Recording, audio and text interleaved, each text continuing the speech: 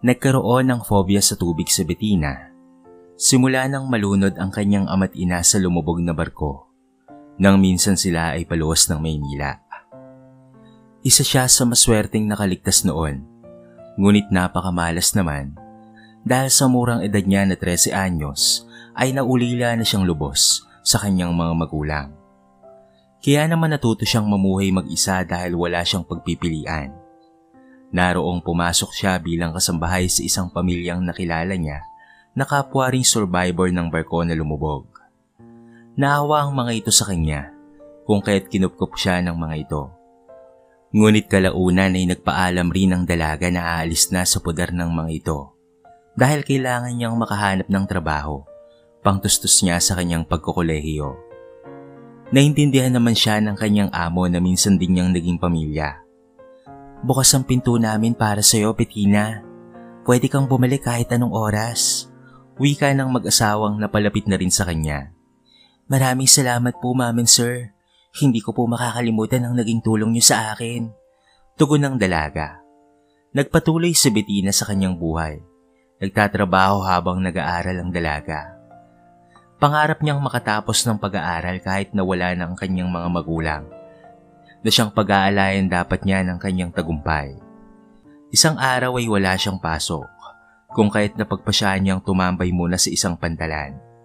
Nalilibang kasi siya sa mga barkong naglalayag roon at dumaraong doon.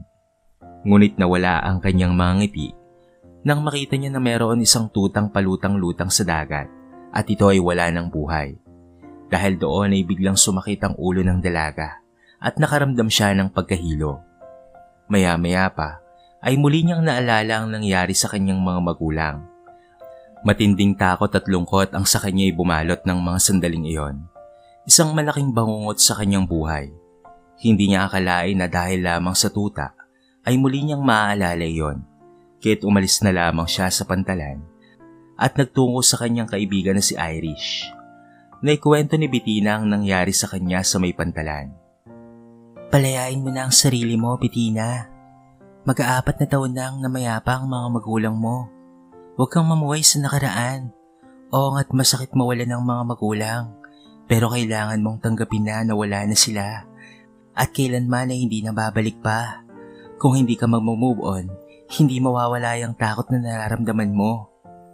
"Bes, hindi ko naman kagustuhan tong nararamdaman ko eh. Ewan ko ba, bigla-bigla na lang akong inaatake ng takot. At pati na rin ka ba? Kung may sapat na pera lang talaga ako, gusto kong magpatingin sa psychiatrist para naman magamot na kung ano man ang meron sa akin. Tama ka, sobra itong nakaapekto sa pang-araw-araw kong buhay. Madalas pa nga akong mahusgahan dahil dito eh. Sa totoo lang, Bes, ikaw lang naman ang nakakaintindi sa kalagayan ko." "Wala yun, Bes. Para saan pat magkaibigan tayo, hindi ba?" Nakilala ni Bettina si Irish noong nasa high school pa lamang sila. Ito ang una niyang naging kaibigan at kalaunan ay naging matalik niyang kaibigan. "Ano bang klaseng panghusga ang ginagawa nila sa iyo, Bes?" Usisa ni Irish siya kaibigan. "Alam mo na, lagi kasi ako nag-iisa, tapos hindi pa ako nakikihalubilo sa maraming tao. Alam mo naman yun, Bes, diba, na ayaw ko sa maraming tao dahil doon ay napagkakamala nila akong may sayad. Huwag mo na lamang silang pansinin. Wala naman silang alam sa totoong nangyayari sa buhay mo eh. Saka isa pa, okay nga yan, hindi ka nakikisalamuha sa kanila para hindi ka makatagpo ng mga plastic na tao." Wika ni Irish, sabay ngiti ng may kahulugan. "Tama ka dyan, Bes. At nagpapasalamat ako dahil nagkaroon ako ng kaisa-isang kaibigan na kaya mo. Kahit bihira lang tayo makita, alam ko na totoo ka sa akin." "Wala yun, Bes. Alam mo namang solong anak lang rin ako, hindi ba? At ikaw lang rin ang kaisa-isa kong kaibigan na parang kapatid ko na." May sinseridad na wika ni Irish sa kanya. Samantala, gabi na nang makauwi si Bettina sa kanyang tinutuluyan. Naisipan niyang magtungo muna sa banyo para mag-shower. Kaya nga lang, nang dumampi na ang gapatak na tubig sa balat niya, biglang nagbago ang isip niya. Dito ay nanumbalik na naman sa kanya ang matinding takot sa tubig. Sa isang linggo ay nakakadalawang ligo lamang siya. Mabuti na lamang ay palagi siyang gumagamit ng pabango at deodorant, kaya't hindi halata na minsan lamang niyang nililinis ang kanyang katawan. Kahit anong pilit niya, ay hindi niya malabanan ang takot sa tubig. Nakakapaglinis lamang siya ng katawan kapag talagang kailangan na. At dahil hindi niya kayang maligo ng sandaling iyon, ay napagpasyaan niya na lamang na matulog. Kinabukasan ay pumasok na siya sa eskwelahan. 3 oras lamang iyon at pagkuway, dumiretso na siya sa kanyang trabaho. Isa siyang encoder sa isang kumpanya malapit sa kanyang eskwelahan, ngunit part-time lamang siya roon. Kaya naman nakakauwi pa naman siya ng maaga kapag sumasapit na ang gabi. Isang araw habang nag-aantay ng kanilang professor, ay bigla na lamang lumapit sa kanya ang isa sa mga kaklase niya. Ang pangalan nito ay Gilbert. Si Gilbert ay kilalang bully sa kanilang section. Ngunit ang ipinagtataka ng dalaga ay kung bakit pagdating sa kanya ay mahinaw ng binata at magalang kapag kinakausap siya nito. Hindi niya tuloy malaman kung pinagtitripan lang ba siya nito. Nang araw na nga na iyon, ay binigyan siya ng bulaklak at tsokolate ng lalaki na naging dahilan ng tilian at kantsawan ng buong klase. "Anong ginagawa mo, Gilbert? Pinagtitripan mo ba ako?" Tanong niya habang ibinabalik ang ibinigay nito. "Hindi ako nagtitrip, Bettina. Totoo lahat ng ito. Sorry kung napagtripan kita noon pero nagbago naman na ako." Paliwanag ng binata. "Yun nga ang dahilan kung bakit hindi ako naniniwala sa'yo Kailan lang ay inasar mo ko na hindi naliligo dahil ang buhok ko ay laging magulo. Kalimutan mo na yun, Bettina. Hindi na yun maulit pa." Para tumigil na ang panunukso ng mga tao sa kanila, tinanggap na lamang ito ng dalaga. Pero ang totoo ay hindi siya magpapaligaw sa taong ito. Nang matapos na ang klase nila at habang naglalakad na siya papauwi, biglang hinarang siya ng kamag-aral niyang si Jeka. Isa itong bading na may pagtingin kay Gilbert. "Hoy, babaeng hindi naliligo? Akala mo yung napakaganda mo, porkit ikaw ang nililigawan ng crush ko? Siguradong pinagtitripan ka lang nun, no? Huwag mo siyang sasagutin dahil hindi kayo bagay. Kami ang bagay na dalawa." Panlalait pa nito sa kanya. Jeka, ayaw ko ng gulo. Saka hindi naman ako nagpapaligaw sa kanya. Tinanggap ko lang talaga ito dahil makulit siya." Dahilan niya rito. "Kung ganon, ay akin na yan.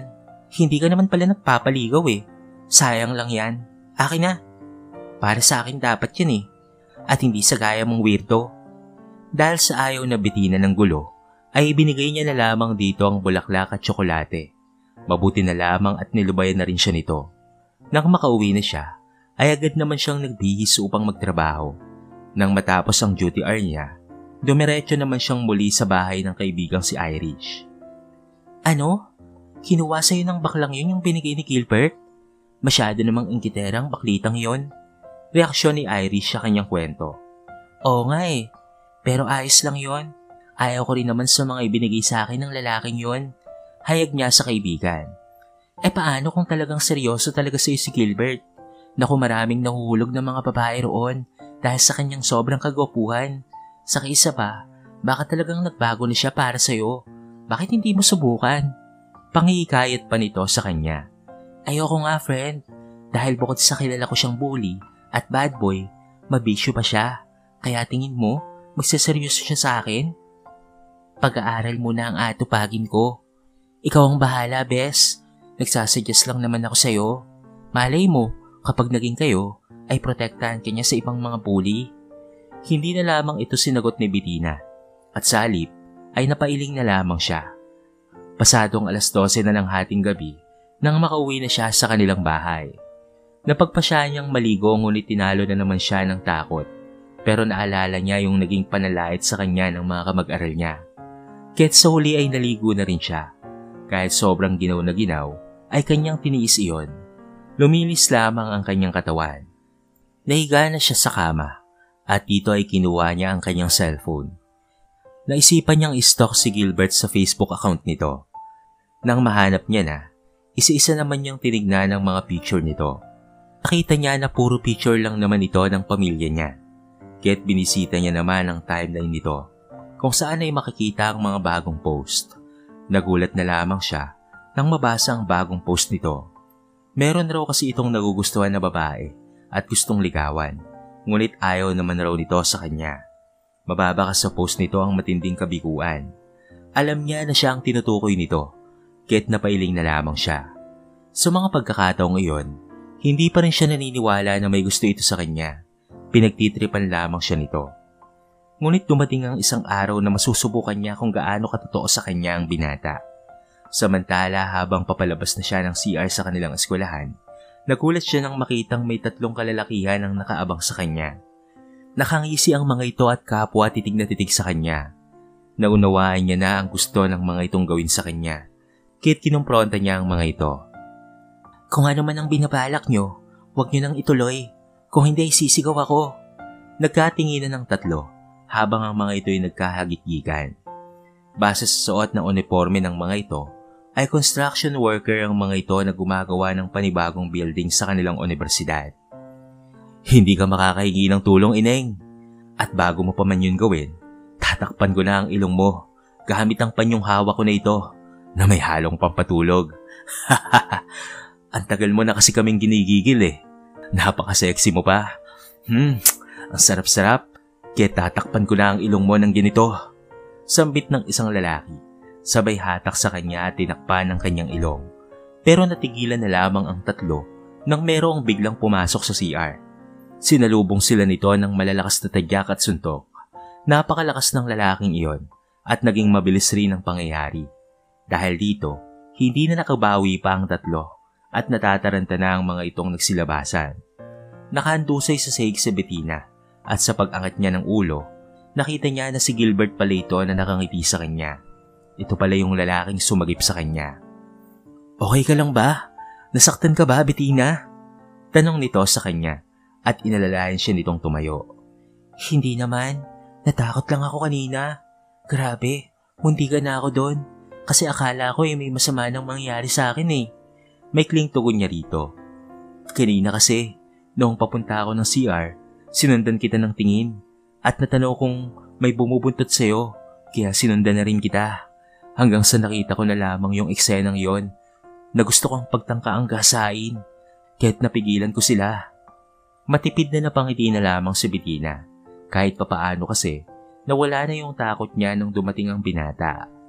Samantala habang naglalakad na sila pabalik ng classroom, nasambit sa kanya ng binata kung kakasuhan niya raw ba yung mga construction worker na yon. Tutulungan raw siya nitong gawin yon. Napapayag naman si Bettina. Kaya naman nang matapos na ang klase, ay dumiretso sila sa police station upang ipahuli ang mga lalaking nagtangka sa kanya kanina. Agad namang inaresto na ang mga ito ng kapulisan dahil sa reklamo at kasong isinampa ni Bettina sa mga ito na pinatunayan ng saksing si Gilbert. Kaya't bukod sa nawala na ang mga ito ng trabaho, ay nakulong pa sila. Labis namang nagpapasalamat ang dalaga sa tulong ni Gilbert. Wala yun, ano ka ba? Kapag kailangan mo ng tulong ko, ay tawagin mo lang ako ha. Hindi kita bibikuin. At kahit nakaibigan lang ang turing mo sa akin, ayos lang yun. At least palagi naman kitang nakikita. Nako, bakit po pinapalagpas yung ganoong klase ng lalaki? 100%, seryoso talaga yun sa'yo. Saka kalimutan mo na kung naging bully siya sa'yo dati. Nakaraan na yun. Ang dapat mong intindihin ay yung ngayon. Tingnan mo, puro kabutihan na nga ang pinapakita niya sa'yo eh. Pati buhay niya ay handa siyang ibigay para lamang sa'yo. Payo sa kanya ni Irish nang muli na naman sila nitong nagkita. Nagdududa pa rin kasi ako sa kanya eh. Sa kapag-aaral lang talaga muna ang inatupag ko sa ngayon, pati na rin pagtatrabaho ko. Dahilan ni Bettina. Dahil dito, napabuntong hininga na lamang ang kaibigan niya. Puro ka na lamang trabaho at aral. Dapat may inspirasyon ka rin na gaya ko. Pero sige, hindi kita mapipilit. Buhay mo yan eh. Magmula noon ay iniisip na ni Bettina kung dapat ba niyang hayaan na lamang na manligaw sa kanya ang binatang si Gilbert o hindi niya dapat hayaan. Ayaw niya kasi na mabuli ulit siya, lalo na't may gusto ang baklang si Jeka sa binata. Kaya naman mas pinili niya na lamang na maging magkaibigan na lamang sila ni Gilbert. Isang tanghali habang nagwi-withdraw si Bettina sa ATM machine, biglang nagpakita sa kanya si Jeka. Wow! Yayamanin ka pala! Sweldo na pala ng higad na ito. Hindi yun nagustuhan ni Bettina. Kaya't nasagot niya ito. Ano bang problema mo ha? Pati ba naman dito sinusundan mo ako? At wag mo akong tatawaging higad ha? Dahil dito ay napangisi na lamang ang bakla. Sumasagot ka na pala ngayong hayop ka ha? Makati ka dahil kaibigan mo yung crush ko. At for your information, Magwi-withdraw rin ako, no? At hindi ko lang talaga akalain na dito ko pala makikita ang pangit mong pagmumukha. Pakalat-kalat eh. Pinabalaan kita ha. Iwasan mo na si Gilbert. Dahil sa oras na makita kong magkasama kayo, hindi kita lulubayan. Itaga mo pa yan sa pangit mong mukha. Kaya naman para makaiwas sa gulo, agad nang umalis doon ang dalaga. Alam mo, Bes, hindi pa man kayo ni Gilbert, ay patay na sa inggit yung pangit na baklang yon. Alam niya kasing hindi siya kahit kailan magugustuhan ni Gilbert. Matawa-tawang pahayag ni Irish sa kaibigan. Isang araw nang muli silang magkita nito at naikwento sa kanya ng dalaga ang eksenang iyon ng baklang si Jeka. Kaya nga eh, kailan kaya ako lulubay ng bading na yun? Tugon niya rito. Hanggat nakikita niya kayong magkasama ni Gilbert palagi, ay lalait-laitin ka ng binabay na yon. Alam mo, Bes, mas aaliwalas ka pang tignan kung araw-araw ka lang talagang naliligo. Naiintindihan ko na may phobia ka sa tubig pero dapat ay unti-unti ka na rin nag-a-adjust. Nag-a-adjust naman ako eh. Dati isang araw lamang akong nakakaligo sa isang linggo. Ngayon ay 2 araw na. Hindi ko pa rin kasi nakakalimutan kung paano nalunod sa dagat si nanay at tatay. Kaya't malaki ang takot na naiwan sa utak ko. Alam mo ba, sa tuwing nagsasalok ako ng tubig sa timba, iniisip ko na baka malunod ako kahit malabo namang mangyari yon. Sige, isipin mo na lamang na baliw ako. Maiintindihan naman kita dahil hindi mo naman nauunawaan ang taong may phobia hanggat hindi mo ito nararanasan. Nako, naiintindihan naman kita, Bes. Matagal ko na rin kasi ang alam. Ang akin lang, tulungan mo dapat ang sarili mo na makaahon ka sa phobia ng nakaraan para maging normal na rin sa iyo ang lahat. Paliwanag ni Irish sa kanya. Kaya naman napaisip naman ng malalim ang dalaga. Nagkwentuhan pa sila ng kaunti bago tuluyang umuwi sa Bettina sa kanila. Kinabukasan habang nasa klase at wala pang professor, tumabi si Gilbert kay Bettina. Bettina, pwede ka bang yayain bukas? Total ay Sabado naman. Ipapakilala kita sa mga magulang ko bilang bago kong kaibigan dahil wala namang masama ron, hindi ba? Dahil doon ay pumayag naman ang dalaga. Sige pa, pero anong oras? Nakangiti niyang tanong dito. Mga alas 10 ng umaga or anytime basta pumunta ka. Asahan ko yan ha? Malumanay na sambit ng binata. Hanggang sa sumapit na nga ang araw na yon. Dahil ibinigay naman ng lalaki ang address nito, agad niya namang napuntahan niyon. Dito niya nalaman na napakaganda pala ng bahay dito. 3 palapag iyon. May malawak na garahe at higit sa lahat ay may 4 na kotse. Nang nag-doorbell na nga siya, agad naman siyang pinagbuksan ng kasambahay. Natanong pa siya nito kung sino siya at nang banggitin niya ang pangalan, ay dali-dali siya nitong pinapasok at tinawag naman ito si Gilbert. Mabuti naman at dumating ka. Maraming salamat sa pagpunta ha. Nakangiting salubong sa kanya ng binata. Nangako ako sa iyo, hindi ba? Nakangiting wika ng dalaga. Napangiti na rin ng binata at iginiya na siya sa loob. Tara na sa loob para mapakilala na kita sa parents ko. Yaya ng binata sa kanya. Kaya naman sabay na silang pumasok. Nadat na naman na Bettina ang mga magulang ni Gilbert na nagpupukas ng package galing sa ibang bansa. Kahit abala ang mga ito ay binati ito ng dalaga. Magandang tanghali po, ma'am and sir. Bigla namang nagtinginan ng mga ito sa kanya. Oh, ikaw pala ang sinasabi ng anak namin na kaibigan niya. Well, mamaya pagkatapos magluto ng cook namin, sabay-sabay tayong kakain ha. Magkakwentuhan tayo para makilala ka pa namin ng lubusan ng asawa ko. Wika nila Arnie sa kanya. Ina ito ni Gilbert. Mukhang hindi nagkamali sa pagpili ng kaibigan ng anak namin ha. Sa itsura mo pa lamang kasi, makikita na kung gaano kakabuti at karesponsableng bata. Alam mo ba na nakikwento ka ng anak namin na ikaw raw ay isang working student? Diyan pa lamang ay sumasaludo na ako sa iyo, iha. Alam ko kasing mahirap pero kinakaya mo para sa pangarap mo. Sambit naman ni Sir Anton. Dito nalaman ni Bettina na kahit nakakaangat sa buhay ang mag-asawa ay hindi sila matapobre. Mabait ito at higit sa lahat ay nakakaunawa sa isang kagaya niya. Alam niya kasi yung aurahan ng mga pakitang tao lamang. Sa dami ba naman niyang nakakasalubuha, alam niya na talaga ang bagay na yon, lalo na sa uri ng kanyang trabaho. Pero pagdating sa mga magulang ni Gilbert, nakikita niyang totoo naman ang pagtrato ng mga ito sa kanya. Kumbaga ay walang halong pagkukunwari. Nang matapos ng makapagluto ang cook, sabay-sabay na nga silang kumain sa pagkainan. Nagkikwentuhan na rin sila ng sandaling iyon. Dito nalaman ni Bettina na nagmamay-ari pala ng hotel ang mag-asawa at meron pa raw silang radio station. Inaalok pa nga siya ng mga ito na kapag siya ay nakapagtapos na, ay magtrabaho raw siya sa istasyon. Gawa ng gusto naman ni Bettina na siya ay maging isang DJ, nangako naman siya sa mga ito na papasukin niya ang ganoong larangan. Nakwento rin niya ang mapait na sinapit ng pamilya na labis namang ikinalungkot ng mag-asawa. Umabot ng 4 na oras doon ang dalaga hanggang sa napagpasyahan niya ng magpaalam sa mga ito. Bago pa nga siya umalis, ay binigyan siya nila Arnie ng tsokolate na galing sa package at mga iilang damit na bagay sa kanya. Kaya naman tuwang-tuwa siya ng mga sandaling iyon. Hindi ako nagsisisi na nagpunta ako dito, Gilbert. Napakasaya ko dahil nakilala ko ang parents mo. Ang mabait pala nila at malayo sa expectation ko. Tingnan mo, binigyan pa ako ng mga damit at tsokolate. Natutuwa niyang wika habang nasa gate na siya dahil uuwi na siya ng sandaling iyon. Galing pa yan sa kapatid ko na galing sa ibang bansa. Nagustuhan mo pala. Hayaan mo, magre-request pa ako sa susunod. Mababait talaga ang parents ko. Hindi nga ako nagmana sa kanila eh. Dahil nilalait-lait at binubuli kita noon. Patawarin mo sana ako, Bettina ha. Nagsisisi na ako kung bakit ko nagawa sa iyo yun. Hindi ko man lamang nakita ang kabutihan mong taglay. Natawa naman si Bettina. Ano ka ba? Wala na nga yun. Saka magiging magkaibigan ba tayo kung hindi pa kita pinatawad? Biglang napangiti ang binata. Maraming salamat ulit, Bettina ha. Hayaan mo, kapag inayaan mo na akong ligawan ka, at kapag sinagot mo na ako, doon na lamang ako babawi sa'yo. Anyway, hindi na ako aasa pa pero pinapangarap kong mangyari ang bagay na yon. Siya nga pala, sana'y makabisita ka ulit dito sa bahay sa susunod ha. Sige. Maikling tugon naman ng dalaga at umuwi na nga siya sa kanila.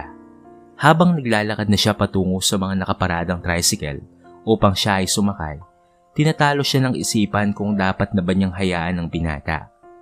Magpahanggang sa sandaling yun kasi, ay medyo may duda pa rin siya kay Gilbert. Ngunit sa huli ay napagtanto niyang kailangan pa niya ng sapat na panahon patungkol sa bagay na ito. Nang makauwi na siya, ay nakahiga na siya sa kama. Binuksan niya ang kanyang cellphone at binisita niyang muli ang Facebook ng binata. FB friend niya na ito magmula nang sila'y naging magkaibigan. Nasilayan niyang may bago itong upload. At nanlaki na lamang ang mga mata niya sa kanyang nasilayan. Nakataplas lamang kasi si Gilbert at ang ibaba nito ay natatakpan lamang ng puting tuwalya. Mahalata na bagong ligo ito. Kitang-kita niya ang malalaki nitong muscle, lalong-lalo na ang abs nito. May caption pa ito na nagsasabing minsan lamang raw siyang magmahal pero totoo. Dinumog ng mga babae ang picture niya at ang lahat ng mga ito ay nag-react pa ng heart.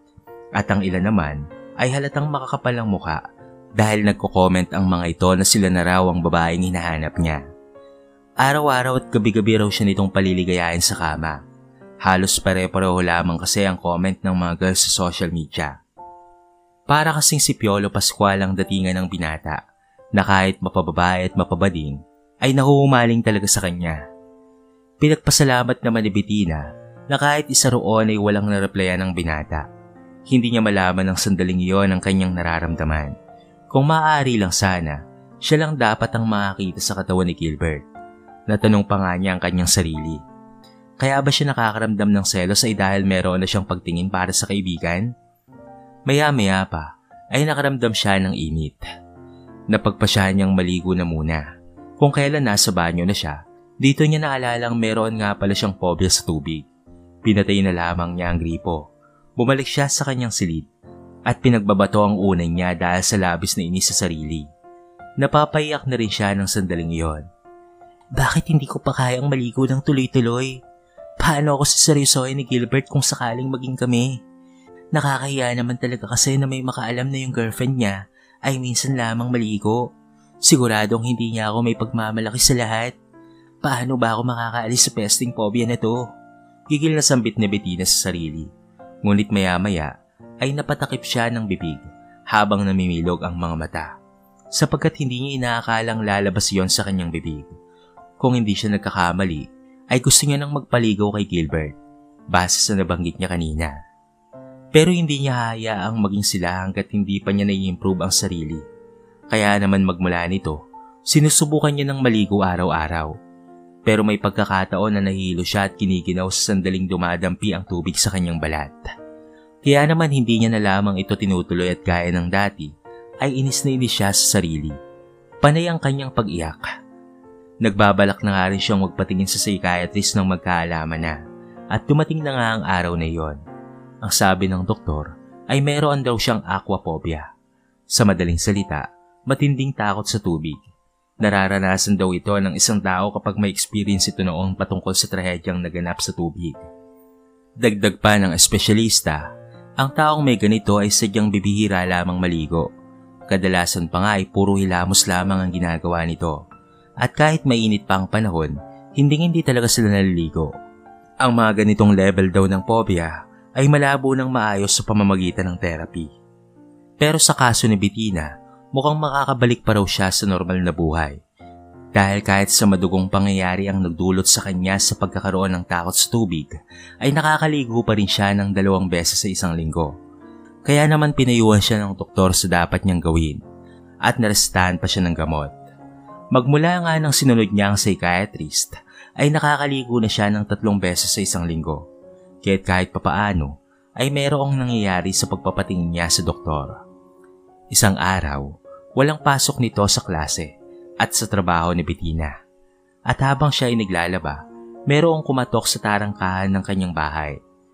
Takot pa rin siya sa tubig ng sandaling iyon. Ibang usapan naman kasi ang paglalaba na nababasa lamang ang kamay at hindi ang katawan niya. Dahil dito, huminto sa paglalaba si Bettina at hinarap naman ang panauhin.